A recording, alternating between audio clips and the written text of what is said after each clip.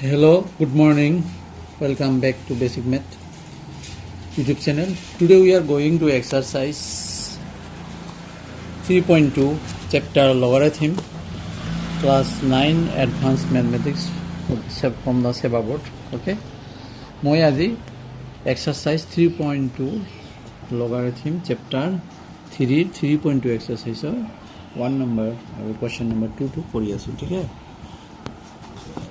ঠিক আছে মৰমৰ ছাত্ৰ-ছাত্ৰীসকল তোমালোকে মনোযোগ দি চাবা ওকে কোৱেশ্চন নম্বৰ 1 কি কৈছে আমাৰ using log table find the logarithms of the following numbers question number 1 কৈছে using log table find the logarithms of the following numbers please your book on your hand and turn to the page open your book and turn to the page 92. See question number 1. Question number 1 to solve question number using log table and find the logarithms of the following numbers. Question number 1 কি কৈছে 946 আমাক কৈছে এই 946 যত log table use কৰি আমাক নাম্বাৰটো বহাব লাগে ঠিক আছে আচ্ছা log table তো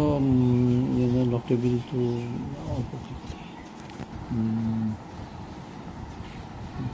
মমো ছাত্ৰ-ছাত্ৰী অকল আমাক প্ৰথম কোৱেশ্চনটো দিছে কোৱেশ্চন নম্বৰ 1 946 লগ টেবল ব্যৱহাৰ কৰি আমাক এইটো 946 ৰ লগাৰিথমৰ ভ্যালুটো উলিয়াব লাগে ঠিক আছে তো আমি প্ৰথমতে কি কৰিম এইটো লগত লিখিলাম লগ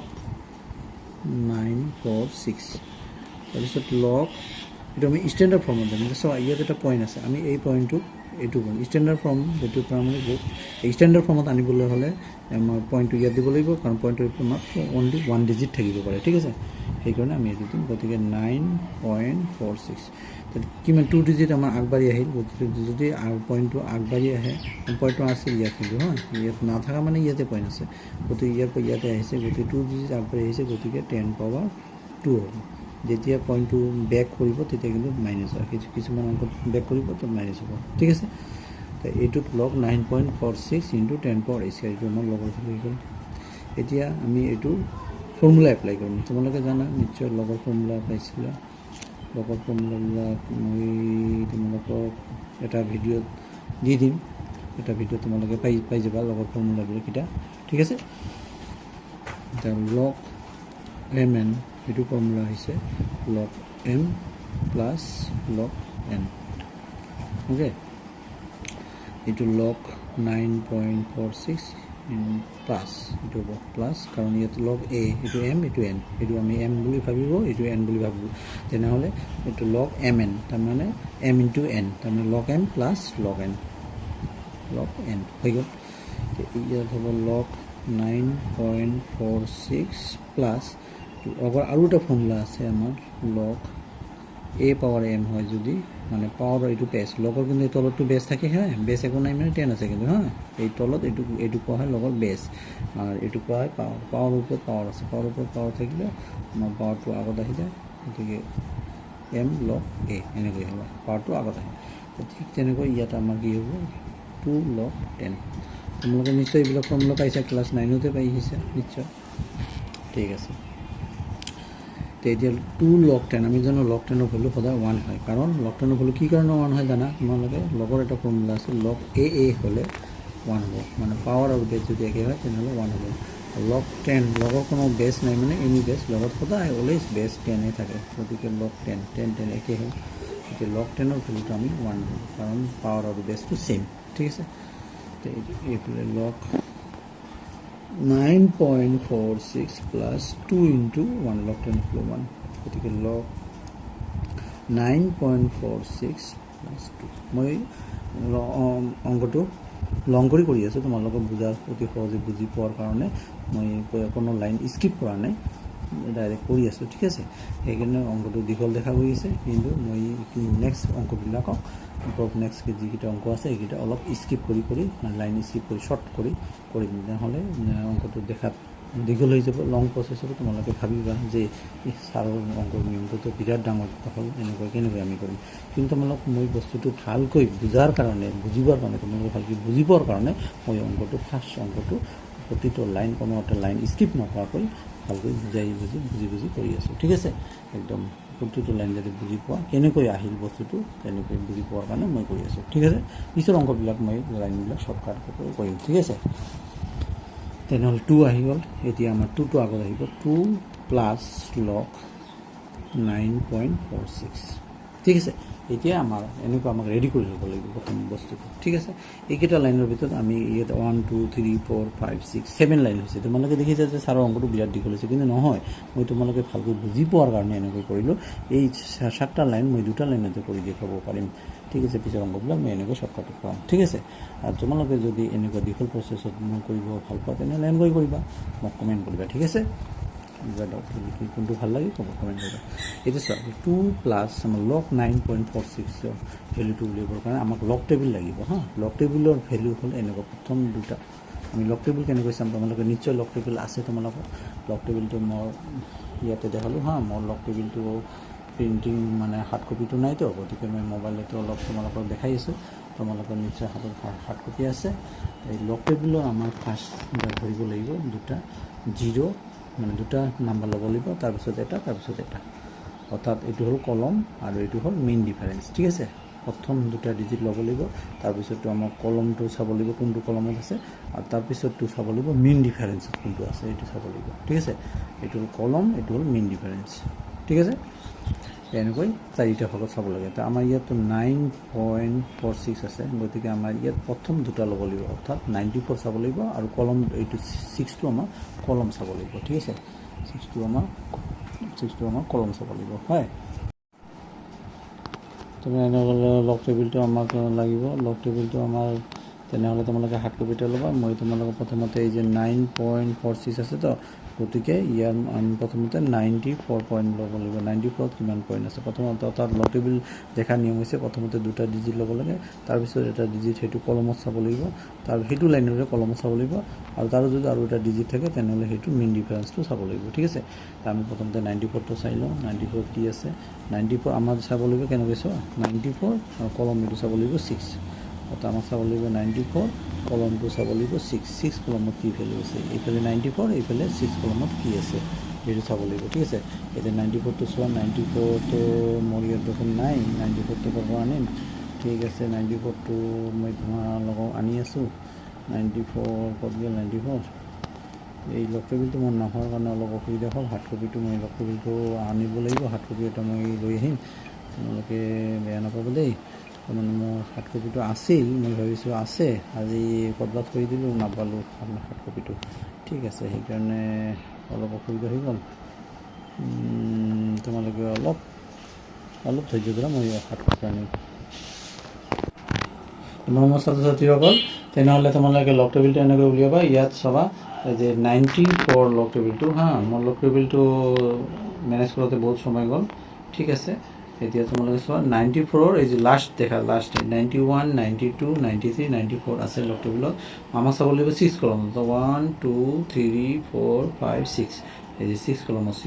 চোৱা 94 6 কলমত কি দিছে মানে 1 2 3 4 5 6 9 7 5 9 হৈছে না চোৱা 9 7 এই যে এইটো 9 এই যে এইটো 9 7 5 9 আছে গতিকে আমি প্ৰথমতে লিখিম 9 7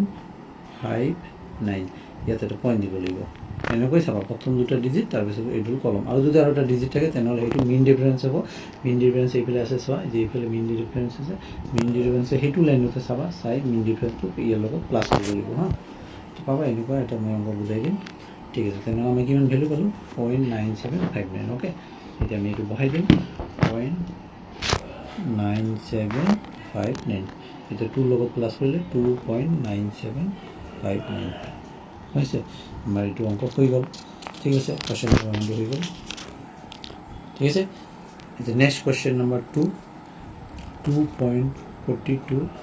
into 10 এতিয়া আমি কুৱেশ্যনবিলাক অলপ শ্বৰ্টকাটত কৰিম মানে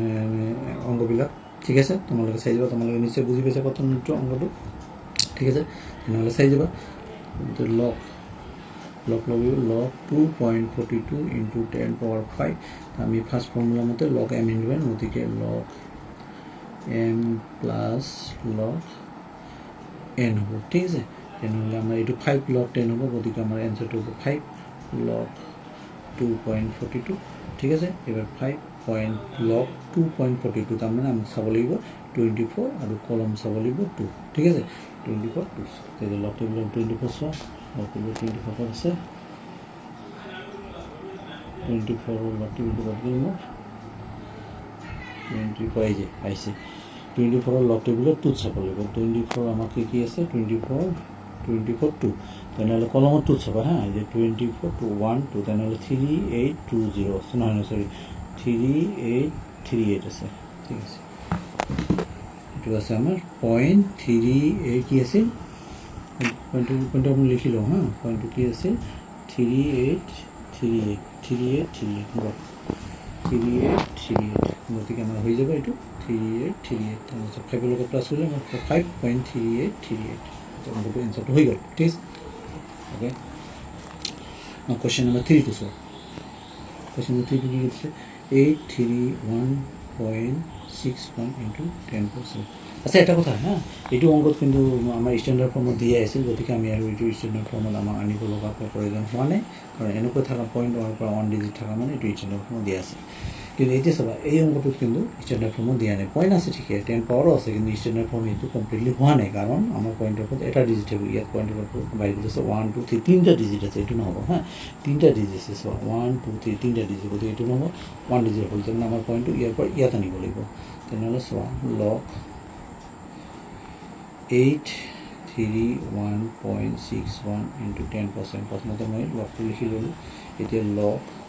8.3161 into 10.7 হৈ যাব ঠিক আছে তো 0.81317 তাৰমানে লগ পইণ্টটো আমাৰ কিমান ঘৰ আগত আহিল দুটা ডিজিট আগত আহিল তেনেহ'লে আমাৰ 10.7টা আছে আৰু দুটা ডিজিট আগত আহিল মানে 7 + 2 হৈ যাব অৰ্থাৎ লগ 8.3 ইয়াতে দিব লাগিব হয় 8.3 লগ 7 + 2 ইয়াত 2 ডিজিট আগত আনিল কিন্তু লগ 8.3161 হ'ব প্লাছ লগ 10 কিমান হ'ব 9 হ'ব 9 into log 10 9 into log 10 মানে log 10 বলি তো 1 গতিকে approximately ফাইনালি আমি এইটো 9 পাম 9 প্লাছ log 8.316 দেখা এবাৰ কিন্তু চাৰিটা ডিজিট আছে এইটো আমাৰ মিন ডিফাৰেন্সটো হ'ব কেনেকৈ মিন ডিফাৰেন্সটো হ'ব চবা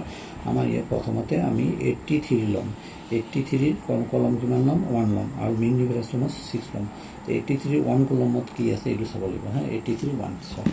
83 1 টো আমাৰ আছে ওকে আমি লগ টেবুলটো লৈ লোৱা তোমালোকে লগ টেবুলটো লৈ দেখা লগ টেবুলৰ 83 কিন্তু আছে এই যে 83 চোৱা 83 1 কিন্তু হা এই যে 83 চোৱা 83 1 1ত আছে আমাৰ এইটো